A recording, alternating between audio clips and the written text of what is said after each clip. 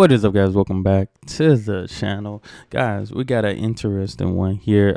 Somebody sent me this. I had to add it to the playlist. Yes, I do have a playlist in the comment section. I have a link where you can click on the link and allow yourself to be a collaborator of the channel and add videos to the playlist. Sometimes it works, sometimes it don't. Don't worry, I still got Discord, Instagram, all these different things that you can send me videos to if the links don't go through on YouTube. But got an interesting one here. While Russia fears Sweden, Norway, Denmark, and Finland's alliance. Going to be checking out another video too on just Finland joining NATO. And then I want to say I've already checked out one about Sweden joining NATO. So but we checking this out, see what it's about. Y'all hit that subscribe button, jump into it. All Swedes should mentally prepare for war. That was the message Michael Biden, the Supreme Commander of the Swedish Armed Forces, sent loud and clear on Swedish international broadcaster TV4 in January 2024. This message, or should we say warning, was just one of the ominous statements made by Biden. Another one, previously made on the same platform, hints at why Sweden is preparing for war. Russia's war against Ukraine is just a step, not an end game, Biden warned. As you can imagine, these nationally broadcast proclamations have plunged the nation into a state of anxious anticipation. This is best seen in a 3,500% increase in visits to the Swedish Civil Contingencies Agency's web-based bomb shelter map and a 900% rise in downloads of the agency's information booklet titled If Crisis or War Comes. However, these proclamations also made us pose the question, will a war in Scandinavia come? After all, with the largest population and the highest gross domestic product, GDP, by a margin, Sweden is often considered the most powerful and influential among the Scandinavian countries. So if Sweden is seemingly gearing up for a war against Russia, will all Scandinavian countries follow in its footsteps? That's what this video will look into. It will also dissect how ready Scandinavian nations are for war. After all, a heightened mental state of readiness means nothing if the physical and logistical aspects of preparedness are lacking. But before we go any further, we must define the Scandinavian nations we'll be discussing. Why? Because people often confuse. I know it's saying, I know some people are going to say it's saying Scandinavia and they're showing Finland. I know Finland is part of when it's considered the Nordics. But, you know, it's definitely going to be interesting they dissecting. Because like I said, out of the Nordic countries, Finland looked like they would just had the most. But when we look at the Scandinavian countries, Sweden, at least by the number, Sweden did look like, you know, from those comparison videos. Use the term Scandinavia with the broader concept of the Nordic countries. A sub-region of Northern Europe, Scandinavia primarily refers to Denmark, Norway, and Sweden. However, though not geographically part of Scandinavia, Finland is often listed as a Scandinavian country due to its cultural and historical ties to the region. The country's ties to Sweden in all matters, civil and military, are what makes Finland particularly relevant for this video.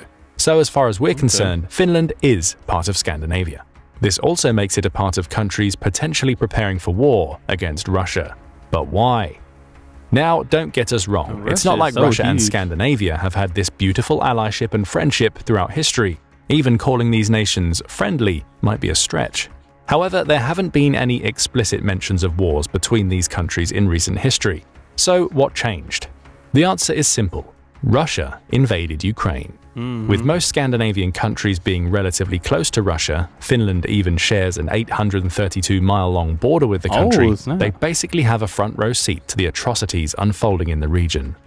I don't know if somebody, like I said, the links don't be coming through on YouTube. I don't know if anybody found a good video showing that border between Finland and Russia. But Scandinavian countries aren't looking the other way. On the contrary, they're laser focused on what's happening to Ukraine and what could happen to them. Just days after his bone-chilling warning on national television, General Biden shocked Swedes once again, this time at the Folk och Försvar annual national conference, the foremost meeting place for the Swedish security and defense policy community. General Biden showed a series of gruesome photos from the front lines of the Russo-Ukrainian war, with snowy fields as a backdrop. As these haunting photos alternated, he asked a single question. Do you think this could be Sweden? From this question alone, it's easy to conclude that Scandinavian countries are being confronted with the stark possibility of a conflict hitting close to home. In other words, they are preparing for war, as they believe a war is coming their way. A similar sentiment was echoed by Sweden's Prime Minister, Ulf Kristersson, at the same conference. His exact words were, "Our destiny is playing out in Ukraine. The struggle to remain who we are and dare to believe in ourselves. Ukraine is facing an existential threat. This is a threat that we share." However, this threat has certainly achieved one thing. It aligned all the Scandinavian countries on security. That's why Sweden and Finland joined the North Atlantic Treaty Organization, or NATO, after years of self-imposed neutrality. This can also be considered a reason as to why Scandinavia is preparing for war against Russia. It now has a united front in the face of a perceived national threat. Though Sweden and Finland's accession to NATO is crucial for the war in Ukraine, this war isn't the only reason behind their decision. The situation in the Arctic has also been a driving force. Now, to be fair, the tensions in the high north have been primarily caused by Russia's invasion of Ukraine. However, given everything on the table in the Arctic region, it shouldn't be surprising that the Arctic question has now evolved into a distinct and separate geopolitical concern. You see, all 4 Scandinavian countries are among the 8 Arctic nations. In other words, they have territories in the Arctic region. But do you know which country is also an Arctic nation? That's right, Russia. With Sweden and Finland joining NATO, the remaining 7 Arctic nations, the so-called Arctic 7, are now geopolitically aligned. Therefore, they outnumber Russia 7-1. Given the mighty That's my first time hearing that, the Arctic 7. Politically aligned. Therefore, they outnumber Russia 7-1. Given the mighty military most prominent Arctic nations boast, it only makes sense for the Scandinavian countries to up their game and be ready for a potential conflict. But how truly ready are these countries for war with Russia? A quick comparison between Russia's and Scandinavia's military capabilities should answer this question. Spoiler alert, even when combined, Scandinavian countries don't even come close to Russia in most aspects. And Russia is pretty huge. It's crazy how huge it is. So, but like I said, with everybody coming together, take the country's military budgets as an example. Sweden spends the most on defense among the Scandinavian nations, which is about $7.6 billion, or 1.3% of its GDP. Norway is next with $7.3 billion, which is 2% of the country's GDP. Finally, we have Denmark with $4 billion and Finland with a $3.3 billion military. And I know these are smaller countries compared to the U.S., but I think somebody sent me and they were like, because at first I was like, I know we spend a lot. I didn't know our exact budget, how much we spend on military, and I think ours was like around between 300 and 800 billion. Budget. Russia alone spends $65.9 billion on defense. And that's not all. The Russian government intends to spend as much as $160 billion on defense, which would surpass 10% of its GDP. Billion or million? To say that this figure dwarfs the combined, all Swedes should mentally prepare for war. If he said billion or that was the billion-dollar military budget. Russia alone spends $65.9 billion on defense. Billion. And that's not all. The Russian government intends to spend as much as $160 billion on defense, which would surpass 10% of its GDP. To say that this figure dwarfs the combined military budgets of all Scandinavian countries might be the understatement of the century. Unfortunately, similar discrepancies can be seen in virtually all other military areas. For instance, Sweden, Finland, Norway, and Denmark have less than 100,000 active military personnel combined. Russia alone boasts roughly 1 million. Dang. However, things do look up a little in the reserve military department, as the Finnish defense forces maintain a sizable reserve force of about 900,000 personnel. Add the 31,300 from Sweden, 63,000 from Denmark, and 40,000 from Norway, and Scandinavia can at least muster over half of Russia's 2 million reservists. Regrettably, the same can't be said for any of the military equipment in these countries' army, navy, and air force. Let's do a quick overview to help you understand just how huge the difference between these potential war players is in this department. Since Russia shares quite a lengthy border with one of the Scandinavian nations, let's tackle the land forces first. First up, tanks. Russia boasts over 12,000 tanks, while the Scandinavian nations have under 500 together. With 200, Russia's neighbor Finland has less than half this number. Scandinavia has slightly better odds in the armored fighting vehicles department, as Denmark has over 4,000, Sweden and Finland over 2,000 each, and Norway over 550. But then again, Russia has over 24,000 of these vehicles on its own. As for the artillery, we're back to abysmal figures. Russia's total artillery strength they living for war is approximately 18,266, a far cry from Scandinavian assets, which at best go over 800 in Finland. Now you might think these numbers aren't really relevant, as a vast majority of Russian land forces are deployed in Ukraine, and that's absolutely right. However, its air and sea forces remain intact. So let's take flight for a second, though you'll probably want to land again as the situation in the sky is even more lopsided. Russia boasts an impressive fleet of almost 4,500 aircraft. This figure includes 1,665 helicopters, 689 attack aircraft, 340 fighter aircraft, 384 multi-role aircraft, and 100 unmanned combat vehicles, UCAVs. As for Scandinavia, the total number of aircraft between all four countries is just under 600.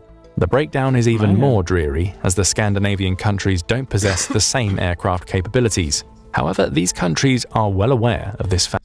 Sometimes I always say less is more sometimes. That's where I look. Sometimes less is more.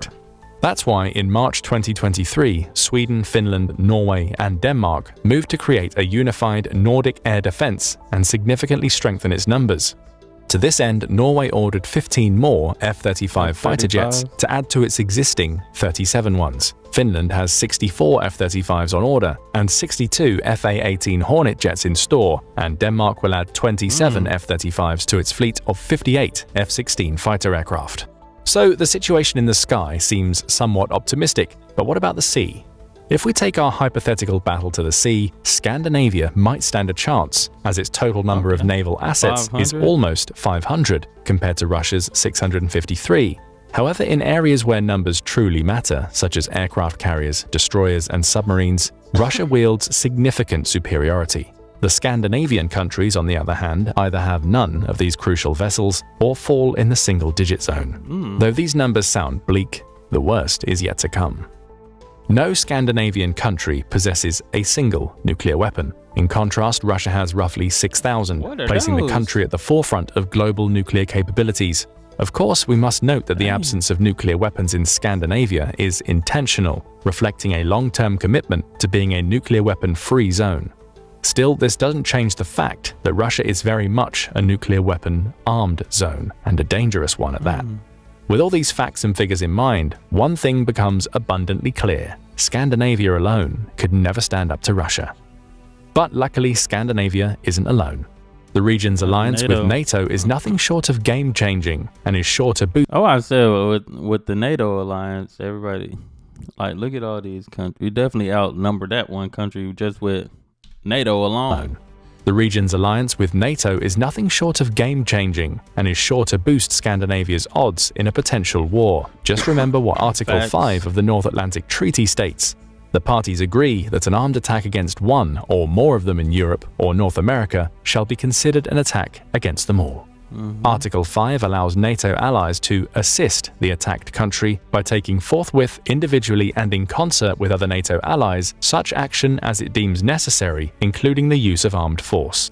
For now, Article 5 has been invoked only one time, after the September 11th terrorist attacks on the US. However, the mere existence of this article provides solid insurance for member countries. That's why this article can serve as a sufficient explanation of why Sweden and Finland chose to abandon their policies of neutrality after decades and join NATO. Of course, Norway and Denmark have long waited for their Scandinavian neighbors to join them in NATO, as these countries have been a part of the alliance since its very inception. In fact, Norway and Denmark are among the 12 founding member countries of NATO. With this in mind, let's briefly discuss the cooperation between NATO and the Scandinavian countries to understand the importance of all four nations being a part of the alliance. First up, Norway. Norway has been quite an active NATO member since the alliance's formation. It participated in several NATO operations, including the 1999 bombing of Yugoslavia and the 2011 military intervention in Libya. The country also sent troops to Afghanistan following the September 11th attacks.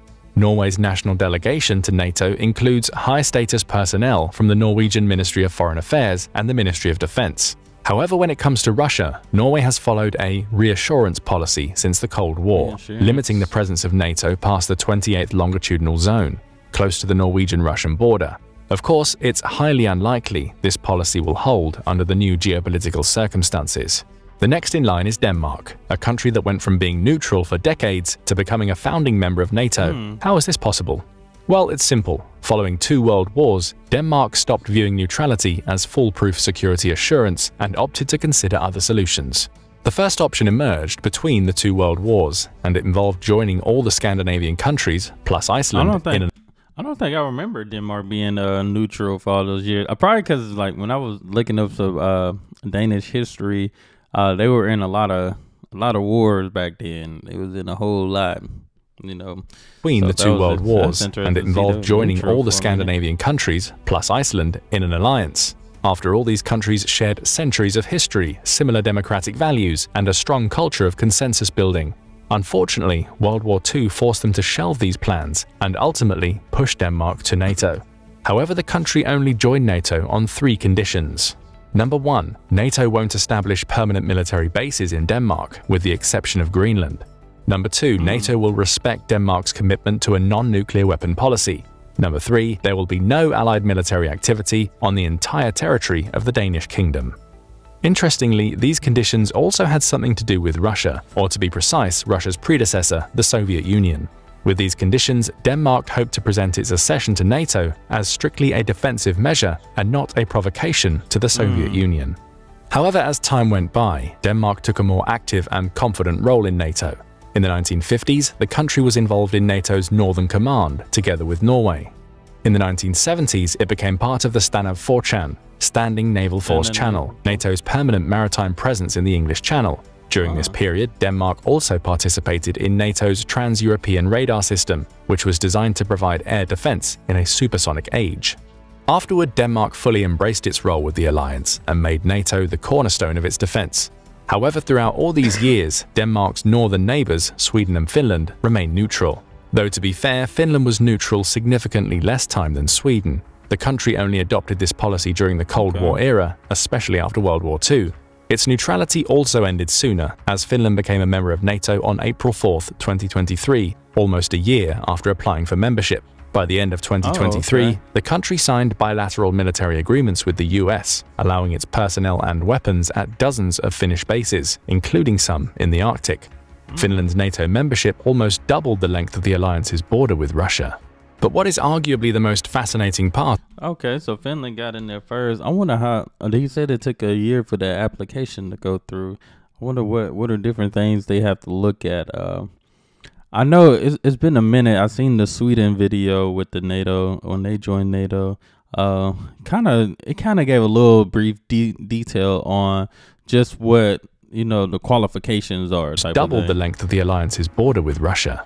But what is arguably the most fascinating part of Finland's evolution regarding NATO is the incredible shift in public opinion toward the organization. As recently as December 2021, more than half of Finns opposed joining NATO. In November 2022, 78% of them were in favor. This stunning reversal just goes on to show that the Finnish people see NATO as the only way to protect their country against Russia. If we were to travel west, we'd see that nearly 60% of Swedes shared the same opinion about NATO as of 2022. Though this figure might be considered significantly lower than that of Finland, it's still monumental for a country that was neutral for more than 210 years before joining NATO. That's right, the last time Sweden was involved in a war was in 1814, when it briefly fought a fellow Scandinavian country, Norway. Since then, Sweden has pursued a policy of non-alignment in peacetime and neutrality in wartime, as the Swedish government puts it. Still, throughout the years, Sweden strived to maintain close relationships with NATO members without explicitly joining the organization. However, as Russia brutally invaded Ukraine in February 2022, Sweden realized this wasn't enough. So Sweden applied for NATO membership at the same time as Finland. Of course, Finland was also one of the major driving forces behind this decision, as these two nations have historically worked closely together on virtually all issues. Now you might wonder, if Sweden and Finland applied for NATO membership at the same time, why did Sweden have to wait to become a member nearly 1 year after Finland? Two countries are to be blamed for Sweden's painstaking journey to NATO: Turkey and Hungary. Both countries... I didn't. That's a long time because I, what do you say? Finland just got accepted basically in 2023. Then we just seen Sweden officially join this year, 2024. I had no clue they did it at the same time. They applied at the same time, man. That's for Sweden's painstaking journey to NATO. Turkey and Hungary.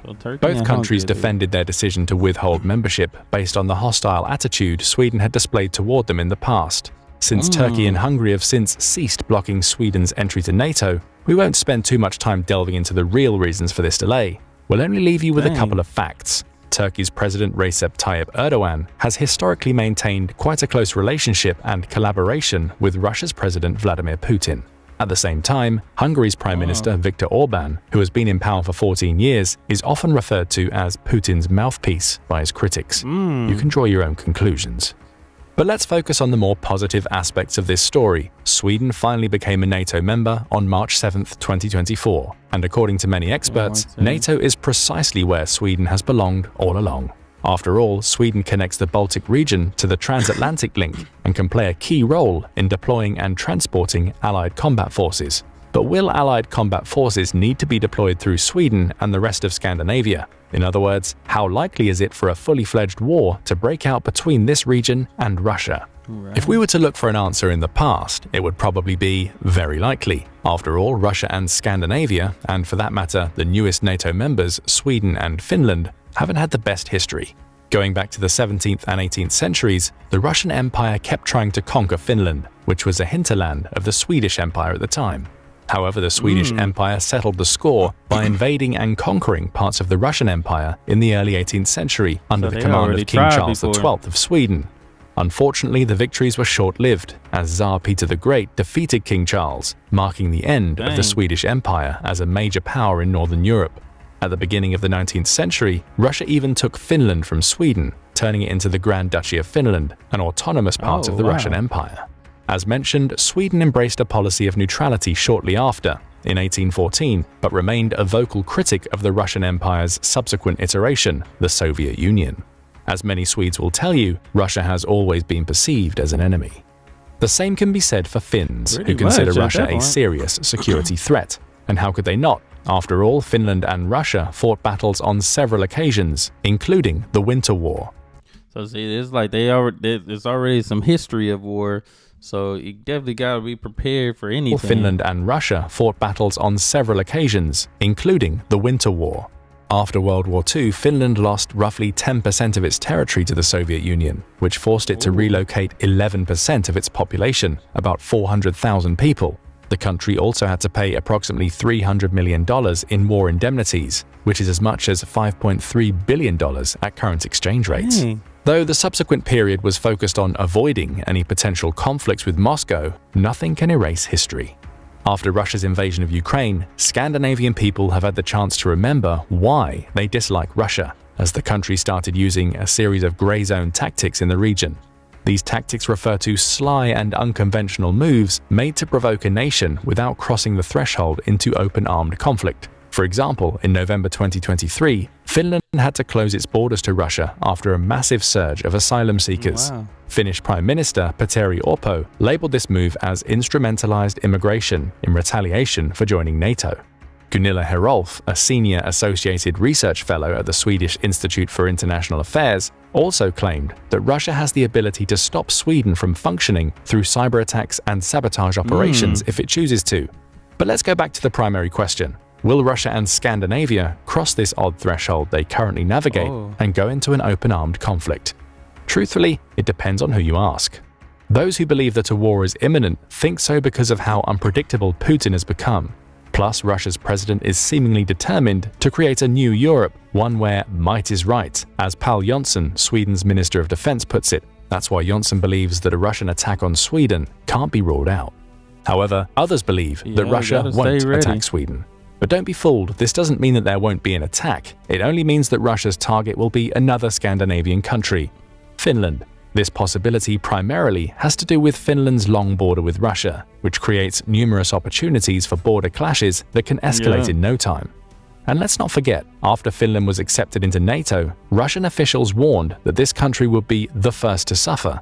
in case of any conflict between Russia and NATO. However, those who believe no conflict will erupt in Scandinavia write off these threats as nothing but posturing. They believe that Russia has already lost too much in Ukraine to start another war in Europe. Of course, this war wouldn't be in anyone's best interest, as it could have severe consequences for all parties involved, and let's face it, the entire world. But Scandinavia isn't the only potential war zone when it comes to Russia. The Arctic region has attracted many a troubled gaze for this very reason. In his 2023 speech at the Arctic Circle Assembly, Rob Bauer, the chair of the NATO Military Committee and Lieutenant Admiral in the Royal Netherlands Navy, stated, "We must be prepared for military conflicts arising in the Arctic." Still, many experts believe that a full-blown military conflict in the Arctic won't likely take place or be instigated by Russia. After all, Russia has too much to lose in the far north, thanks to all the military equipment stationed in the Arctic and the country's numerous resource-extracting projects. But then again, we're talking about Putin, a man who never knew when to admit defeat. If backed into a corner by the growing might of NATO, who knows how Russia's unpredictable and unreliable president might react, especially when you consider that any potential for diplomatic dialogue has long ceased to exist in Russia's case. But what do you think? Were the Scandinavian bombshell warnings just that, warnings? Or are we bound to see actual bombs flying around soon? Or do you think that NATO and the Scandinavian alliance will deter Russia from initiating full-scale military operations in the region? Share your opinions in the comment section below. Now go and check out why Finland joining NATO destroys Putin. Man, that's some interesting stuff right here, man. Especially like I said, there's already some history of war there. Gotta stay ready so you don't have to get ready, man. But nah, like you said, them joining NATO, that probably was best. But now just seeing, like I said, I need to see that border. I mean, according to looking at the map, it looked very, very long, the connection. But I see now why Finland has to stay on guard, has to stay ready to defend, man, because they right there. They're first in line at this point. But now this is some interesting stuff right here, especially when it comes to military to war, like you mentioned, just on Ukraine and all that stuff as well, man. Shoots. I know people don't say that, but still prayers go out for those in Ukraine that suffers through this, man, because it's tough. It's tough seeing this type of stuff, especially like growing up and reading about the different wars and how many people, you know, lose their lives and all these things, cities getting destroyed and all that stuff, and now seeing it actually happen, man, it's a sad thing. So I'm happy they joined NATO, joined forces with other countries to really just put an end to all this, you know, and so we can have some peace. But that's all I have. Y'all make sure y'all hit that subscribe button if you got some more videos added to the playlist, or send the links my way. Other than that, y'all be blessed, be the best, and be you. I'm out.